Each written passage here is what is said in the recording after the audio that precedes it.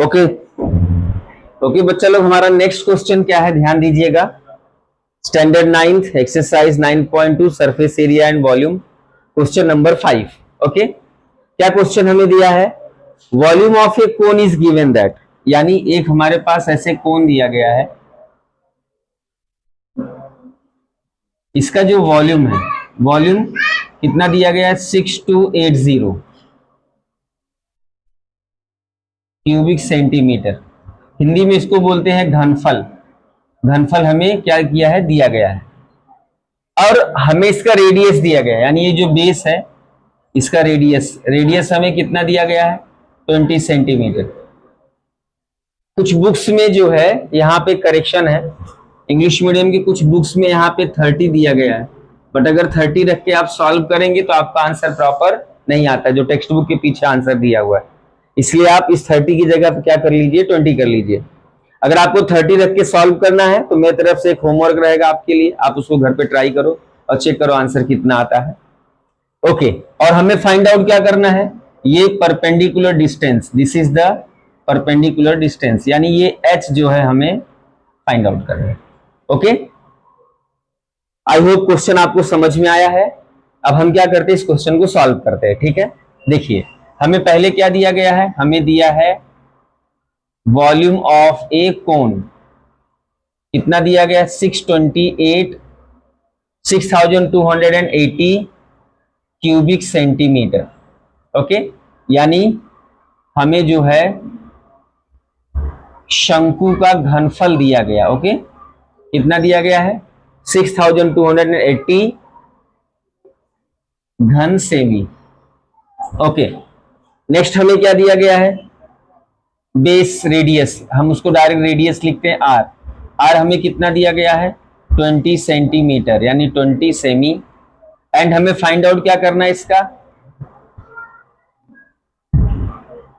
Perpendicular height. यहां पे height दो होता है, एक स्लैंट हाइट होता है, एक परपेंडिकुलर हाइट होता है। इसके लिए मैंने प्रॉपर लिखा है, we are going to find out the perpendicular height, यानी हमें यहाँ पे क्या निकालनी है? लंब ऊंचाई निकालनी है। ओके, बहुत इजी क्वेश्चन है। जस्ट हम वॉल्यूम ऑफ द जो कोन होता है उस फॉर्मूले में वैल्यू पुट करेंगे और हमें h का वैल्यू आ जाएगा। ओके, तो हमारे पास फॉर्मूला क्या होता है? Volume of a cone is equal to 1/3 pi r square h। This is the formula for volume of the cone. Is that clear? अब हम क्या करेंगे? ये वॉल्यूम हमें दिया गया है, यानी इसको हम बोलते हैं शंकु का घनफल।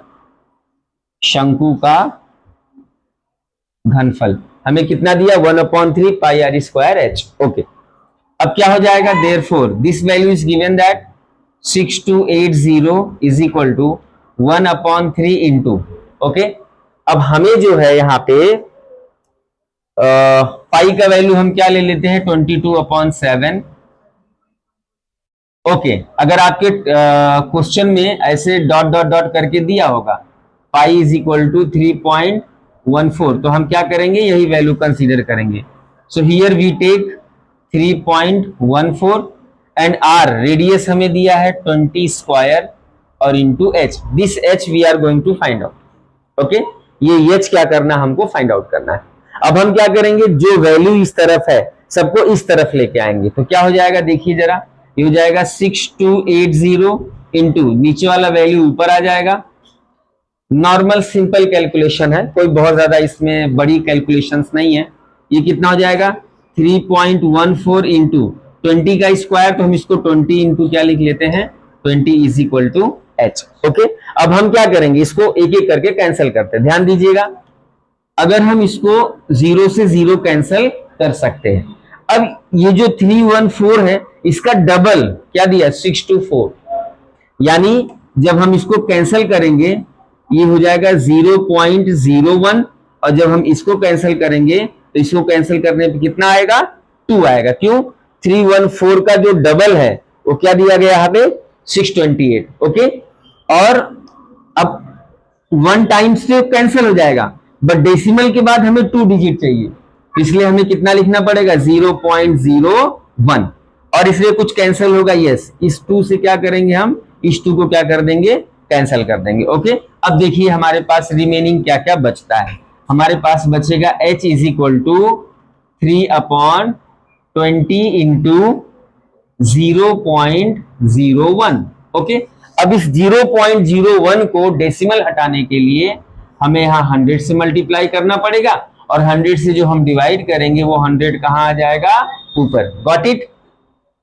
डेसिमल के बाद 2 डिजिट है, तो ये 2 डिजिट हटाने के लिए हमें 100 से क्या करना पड़ेगा, मल्टीप्लाई करना पड़ेगा। ओके, अब ध्यान दीजिएगा, अब क्या हो जाएगा, ये हो जाएगा 3 इंटू 100 अपॉन, ये हो जाएगा 20 इंटू, जब इसका इसमें मल्टीप्लाई होगा तो ये हो जाएगा 100 और 2 पॉइंट के बाद डेसिमल, दैट मीन्स कितना बचेगा हमारे पास, 1।